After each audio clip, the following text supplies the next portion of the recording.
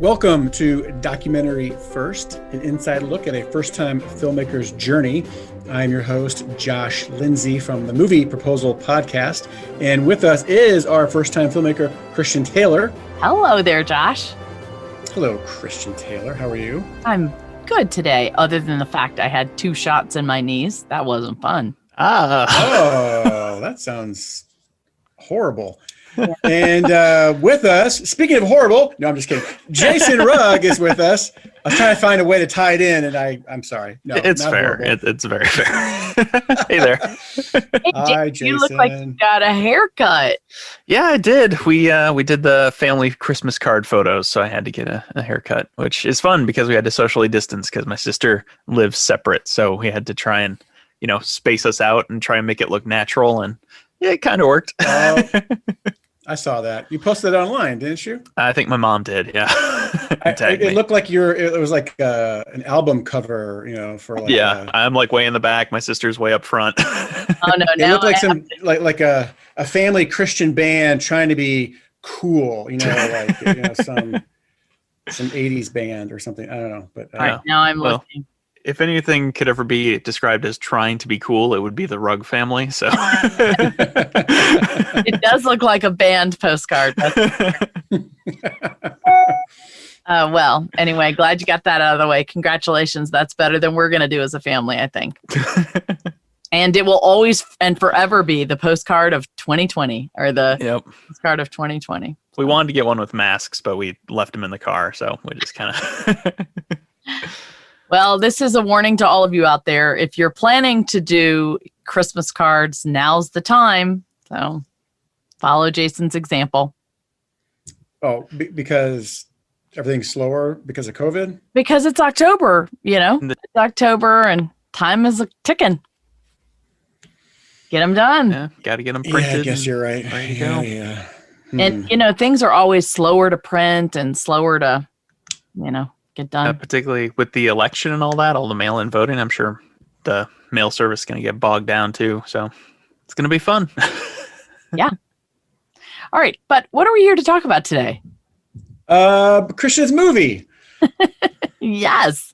I am a first-time filmmaker. All right. And I'm so still learning. First-time filmmaker. It seems like something new happens every week. What's new this week? Yeah, well, the last time we spoke, we had the La Femme Film Festival happening. That is now in our rear view mirror. It was a very interesting exercise. I do think that it is going to be probably one of the tools used in film festivals going forward. I'm firmly convinced that the landscape of film festivals is definitely changing, as is the whole landscape of our industry.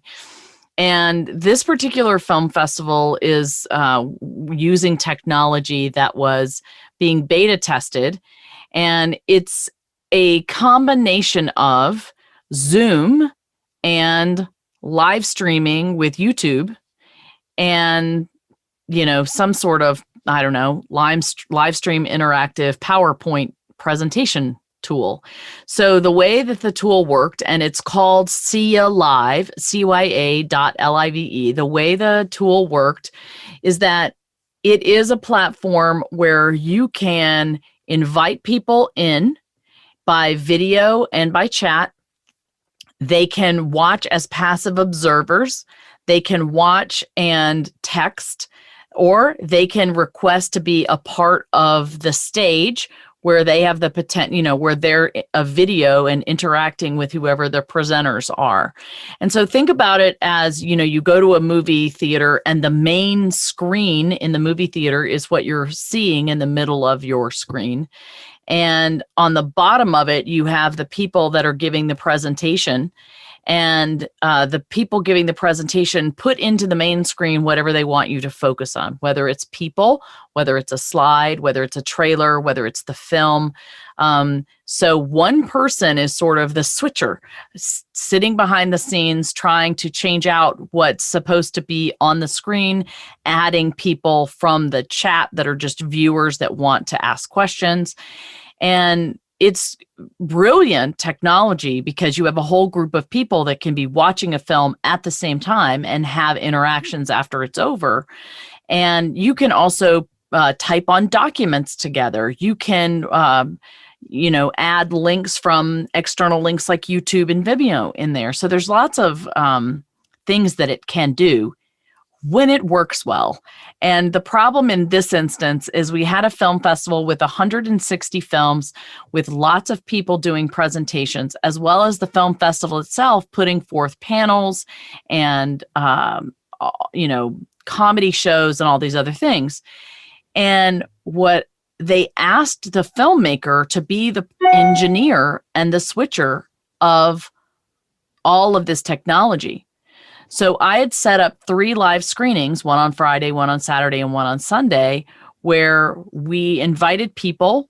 We sold, tickets through their system, and people came and attended to see the film and meet our cast and crew. And inevitably, the technology would crash, and I wouldn't be able to get to people at it or to talk, and I was having to engineer everything while presenting everything. Now, the only thing I'll say is the screening as showing the film was the only thing I never had a glitch with. As soon as I pressed play, the film played for the 90 minutes, and that was it. But I mean, there were so many variables. You had to have the latest version of Chrome. You had to wear headphones. There were all of these things. And because it was a new technology, even our watchers and viewers didn't understand it. So I know that all of those bugs will get aired out over time. This will be used for other things. People will eventually become familiar with it, like most people are with Zoom. But it was not as enjoyable a film festival as all of the others, I have to say. Did you get a lot of feedback from crew or friends or just viewers who participated? I will say that everybody was incredibly gracious. I think they all understood the newness of the technology, and they really actually loved being there. A lot of our cast and crew have not seen each other, or some of them haven't even met each other. And the highlight was that we were able to have 2 of our World War II veterans there, Willie Kellerman and C.O. Bauer. And we had Danny for 2 of the days. And the most touching moment was when Danny was there to thank the World War II liberators. And she got very emotional and began to cry. And then they began to cry. And it was a very tender moment that never would have happened outside of that technology. So I think people were very touched by that, including the film festival. They tweeted out a picture and talked about how wonderful it was to witness that. So I was just thankful to be in the festival. Honestly, it's a very LA, Hollywood type, glitzy film festival. And we did not get nominated for an award or win anything, but it really was nice to be included. And the director of the festival, Leslie Lepage, did say, "I really saw your film. I love it. What do you need?" I said, "I need, worldwide distribution." And she said, "Well, why don't you write me after the festival's over? I'm a producer's rep and I can help you." So that was great. So that was definitely valuable. And it was, I think the highlight for me too, there were a couple of filmmakers that I connected with through that. And that was nice too. Finding that you had found some people that understood your situation was good. So, did you participate in viewing other films at the film festival? The only one I had time to do was this one. So I did have time, and I watched a bunch of films at this film festival. Oh, I see. Okay, so all right. And how was that experience for you as a viewer?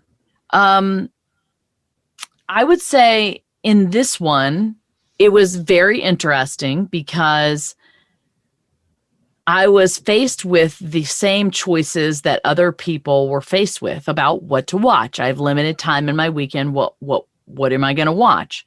And I found myself drawn to the shorts because I could watch a lot of shorts at once and get an idea for what things were like. And I enjoyed that because it didn't take a ton of my time. And I felt like I was kind of getting a broad overview of the film festival. I only watched 2 of the feature films, and those 2 feature films were, while good in content, were not very award winning, in my opinion, in that there were issues with story, there were issues with production value, there were a lot of issues that our film doesn't struggle with. And one of those films, while it had beautiful cinematography and it had an intriguing concept, it won the award for the special focus documentary of this film festival.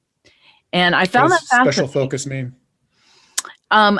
It means it was a very narrow focus. So let's say you're working to end dirty water. You're promoting clean water, and you're describing what all the problems are with that. That's a special focus documentary on clean water. And so, but it could be argued, mine was a special focus on the French people, the misunderstood French people. So where do you draw the line between what's a special focus documentary and what isn't? I have no idea. Again, I say that from what I've kind of seen, nobody gives their rubric for who wins what award. And I think just like it is subjective for who gets into film festivals, it's probably subjective for who wins awards. Oh, absolutely. Based on who the judges are.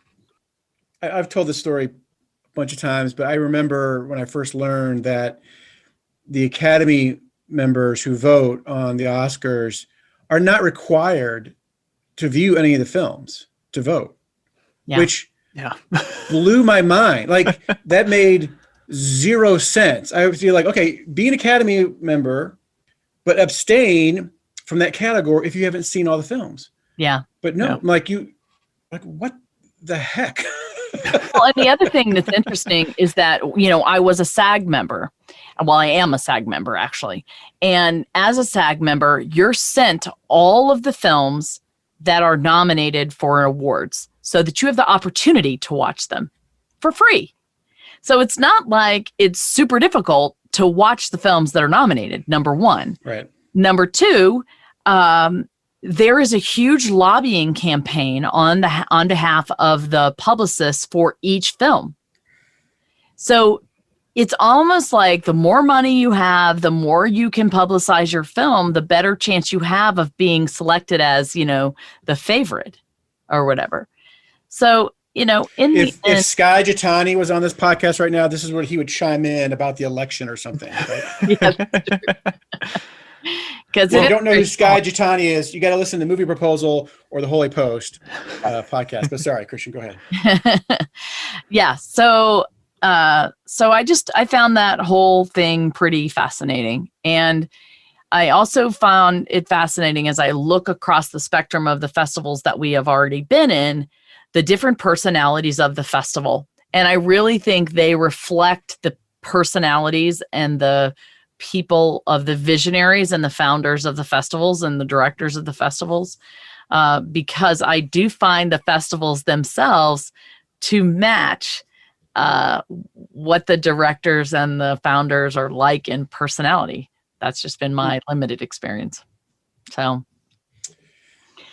before we started recording, we were talking about some lessons in communication or not being clear on the same page, and you can't share all the details because your hands are tied in communicating some of the details, but maybe you could share some of the lessons that you've learned over the last week. So being on the same page. Yeah, I've learned a lot this past week. It's been interesting. And I definitely want to bring these things up because I think any first-time filmmaker needs to be aware of these. The first one is when I was watching these films at the La Film Festival, at one point I saw a trailer of a film. It was 86 Melrose Avenue. And it looked very Hollywood to me, like not indie related. And I even recognized some of the actors. I'm like, how did that film get in here? And so I Googled it and there it was. And yes, it was indeed a pretty big budget film. And they had already posted, they won the award for the best film of the festival. Well, the awards weren't supposed to be announced until Sunday night at 8 p.m. Central. And I was like, what? How is that possible? So I started Googling some other films, and I saw that they were listed as nominees for the best award, best short award or best. And I was like, what? They've already, like, people already know they've either won or they've been nominated. Like, how? That's not fair. And, I think they just wanted us to come to the awards because the ones that I saw were nominated or won the award did. Well, that made me realize that, there is probably more going on behind the scenes than I realized at that particular festival where the awards were to begin with. But second of all, I noticed that films were automatically putting up the awards they had won. And I was like, oh my gosh, I have 4. I never even thought about putting our awards up. Or I had thought at the time that when you won, the film festival put up the award. And so I immediately went in IMDb. There is a events place. And so you go to IMDb, you search for IMDb events, and under the events is every film festival and every award thing. So then I checked the events and the film festivals that we were in, and my film wasn't on any of those. So then I was like, wait a minute, what's happening here? Why isn't my film under here? And I realized that you have to enter it yourself. So I went ahead and entered our awards, and you have to put a website for them to verify them and all of those other things. So within 3 days, our awards were added, but that was something that I learned that I did not know. And I was happy to have learned that. And the other thing that I learned is that in our discussions with these distributors, it is super important that you communicate your need for joint communication. So I've said to them, when this deal happens, there needs to be clear communication about when we're going to communicate a deal has been signed. And the reasons are, it does affect. So for example, for Chagrin, we were asked, have you signed a distribution deal? Because distribution is one of the awards of this festival. And we hadn't signed a distribution deal. So I said, no, we have not signed a distribution deal. And so I continued to be included in that award formula and ended up winning. I really feel strongly that if I'd have said, we've already signed a deal, that there's a good chance I would not have been given the award because we already had a distribution deal. So, it's just film festivals generally do not care if there is a distributor unless distribution is a prize, and then it can affect you. And so, I'm paying a publicist. We've got social media people. It's just super important that you're on the same page with your, distribution company or anybody that you're doing business with, that you walk and stride together as far as releasing information. So that's another thing I learned this week. Then the last thing I learned this week is that one of the distribution deliverables is that you have to show your copyright for your film. And usually it's or a WGA, Writers Guild of America, registration number. So we had not done that. I had asked our IP lawyer quite some time back after he did the title search. I'd asked him, do I need to get a copyright or what's the deal? And I didn't end up hearing back from him. Again, he's volunteering, so I'm sure it wasn't top of his priority. But now I do need to have it filed with the Library of Congress and get a copyright. And I started doing this week, and it is a bear. And I quickly got in way above my head because it's all sorts of, like, I couldn't answer one simple question, which is, if your piece of art is published or unpublished, there's a different set of things you have to do. And you would think that my film had been published, except one of the rules is your film is published if you have something made to sell and you're making money for it. Well, that's not happening for me. We have put it on public display, which is not the same as publishing it. It's on public display, and money is changing hands, but it doesn't go to me. It goes to the film festivals. So am I published or unpublished? I don't know. And when I called to ask the Library of Congress that, they couldn't give me a definitive answer. And I said, why can't you give me a definitive answer? And it's because I'm in this gray area, and that's a legal question, and they're not lawyers. So I quickly realized, well, I better be. And the other thing is, it takes a long time to get this done. Well, we want to release next June. So we don't have a lot of time left. And if you make a mistake or if they are questioning something, it draws out the time. So it's really important that you fill it out correctly in the very beginning so that it doesn't draw out time. So that was a bit overwhelming for me this week, and I'm still trying to figure out. It's going to cost money. You do have to, there's an electronic way, or you send it in with paper. The paper way, of course, takes far longer. But with the electronic way, you do have to upload your script, but you also have to send in a hard copy of your work. And you have to send it on something that will last for 70 years because your copyright will last for 70 years. So I'm thinking I'm probably going to send in a DVD and a file, like a flash drive. But again, that's another distribution cost, that you need to figure in because you're paying for the Library of Congress, you're paying for the WGA, you're paying for the DVD or the flash drive to send, and you're paying for shipping. So people often wonder why do I keep asking for money? And it's because I keep finding out of new things I have to pay for, as well as the fact that I still haven't paid all the people who've done work for me. So there you have it. It's been quite the learning lesson this week. So do you still have a business manager? Yes, I do. Why isn't your business manager doing all this stuff? Great question. My business manager was out of town last week. He went to Colorado to tie up a few loose ends. But I don't think he has that many vacation days, does he? No, he doesn't actually. No, he really, as soon as he came back came back this morning, I'm like, I have a serious problem with the Library of Congress. We need to work this out. So that's like it's like one step off of Nick Cage, like we have to steal the Declaration of Independence. I have a serious problem with the Library of Congress. Yes. I love that movie. Great movie. National Treasure. So great. So anyway, yes, I'm going to have to get Hunter involved in helping me in that situation. But I just want to throw that out there because again, this is a first-time filmmaker's journey. I'm hoping that I can spare people from finding this out the hard way.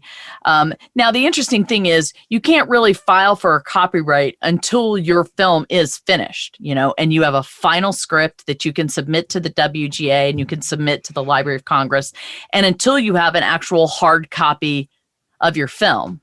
And so, yes, I probably could have started this process back in June or July. I'm not that far behind the 8 ball as far as that goes. So it's just something to keep in mind. And I do think we're going to end up, I don't want to just, even if Hunter could figure it out, I don't want to just do it without a lawyer being double checking it and making sure that I did it right. Because it's a super important thing. This copyright application, if it's accepted, gives me a copyright for 70 years for exactly what I've submitted. And where I got in the application that was over my head was it started asking me for things that the copyright doesn't cover. So in my film, and it asked me things like script or music or photographs or video. Well, I have a lot of National Archives photos in my film, which are public domain. But how do I handle that?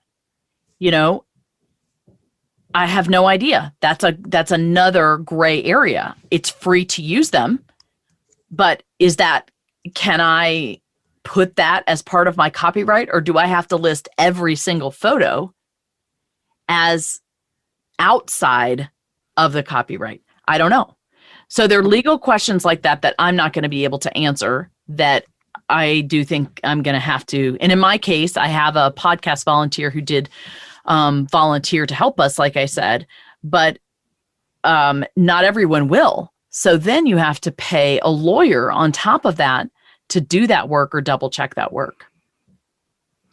So I have two questions. The first one is really particular about copyright. Are copyrights one of those things that are publicly available? Like you can go look at previously made ones. Mm-hmm. So could you go look at like a Ken Burns documentary that's copyrighted and see what they submitted? Is there any way to see that sort of stuff?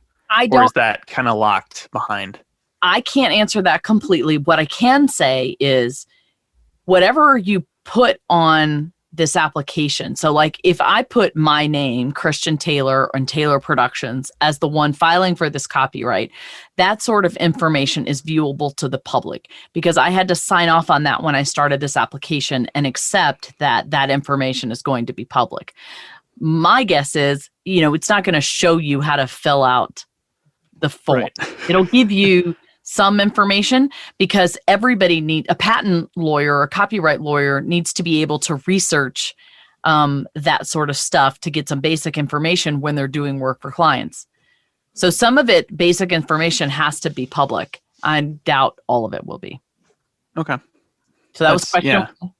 Yeah. So then my other question is, I've heard when it comes to the WGA and registering your script that there's two things I've heard about that. Is that one, it doesn't matter till it matters is the thing that I've heard. And then the other thing is that it's something that amateurs do because they think that protects them, and it doesn't. And so I'm curious because I've heard both of these things and I'm like, but which one is true? So Right. You've landed on, you need to do it. I'm curious what led you to that decision. Right. What I'll say is the thing that protects you legally is your copyright from the Library of Congress. Right. That's what protects you legally. Now, the other thing that I do know, and this is from a lawyer, once it's written in an email or some sort of document, there is a common copyright. Like it is there. We've published lots of things on our website. We could make an argument that just by making it and publishing it, there is a common copyright, right? Right. But but in order for things to really be ironclad, you have to go through this process with the Library of Congress, and that is different than the WGA. And the WGA, according to distributors, it's something that they're requiring.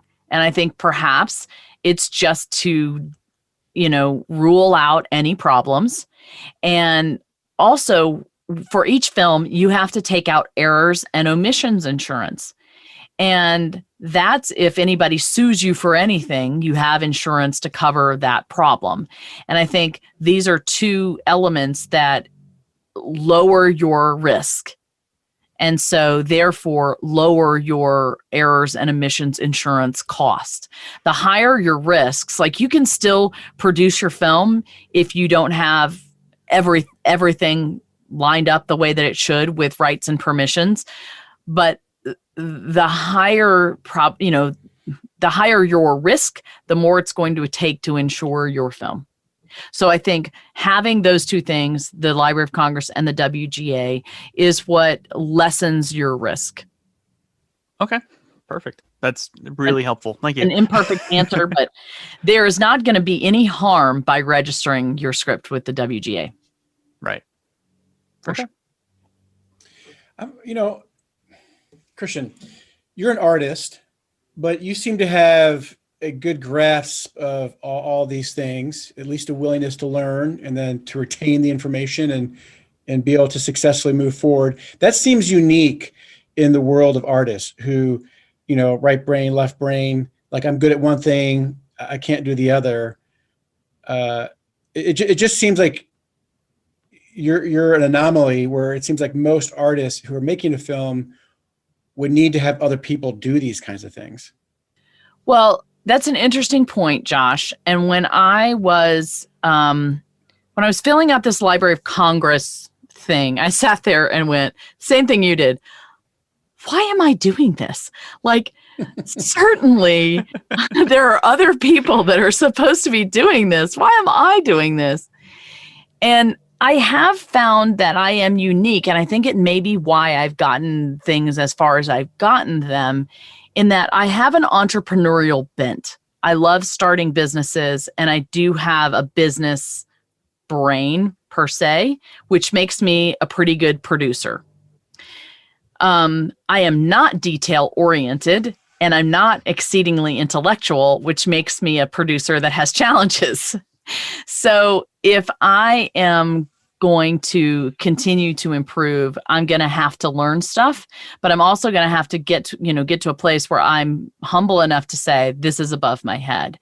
And in this situation, when you are as cash strapped as we are, there's no other choice. So necessity is the mother of invention. I'm begging for donations all the time. I don't have them. So I either have to work, to pay for what I need to do, pray that God brings it, and then do whatever work I can do where I don't, have to pay somebody to do it. So I just think I don't ever quit. I don't ever quit. Whenever there is a challenge, I just keep trying to figure out how to skin that cat. And that goes back to what I learned from Ken Burns from the very first. And I highly recommend people watch Ken Burns' masterclass if they're interested in making a documentary film. But what he said that inspired me so much is that you as a producer have to become a problem solver that solves 1 million problems a day. You have to never, ever quit. And you just have to do it. And so I really took that to heart, and that's all I can say. It is all a hard challenge for me because I am a creative at heart. I am not a business person. So it takes me 4 times as long to do any of the business stuff as the creative. Well, in my experience of either having my own business or reading about other people having their own businesses, I think it's par for the course, where it's like it's necessary for you to do things you are not gifted at or prone to do. It's out of necessity, and then you're going to make sure it gets done because you're the owner. And eventually, you can get to a point where you can pay other people to do that and so forth. And that's the idea long term. But to even get your film off the ground, or the business or your production company, whatever it is, you got to be doing everything. YouYou really do. This whole project has confirmed to me that this is absolutely no different than starting any small business in America. The same concepts for opening a flower shop to, a banking business, to a restaurant, whatever small business you can think of, the principles of small business apply to making a film just like they do anywhere else. And if you don't partner with a Roy Disney and you don't have that access, you have to do it yourself or learn to do it yourself, or you're not going to do it. That's why I said once Hunter came on board and Hunter started bringing that business, acumen that I don't have, I realized, holy cow, there really should be a business person. He thought of things and has said things that I would have never thought of. So I just can't stress strongly enough for creative people, have a business team early on, whether it's family members or other business, mentors. Bring them on board, because you certainly need that kind of expertise. And for my next project, I will not do this. I have reached my boundary. Like, for the next one, I know now what I don't know, what I'm not gifted at. And if I'm going to go forward, my next project, I will not be funding myself, nor will I be doing every job.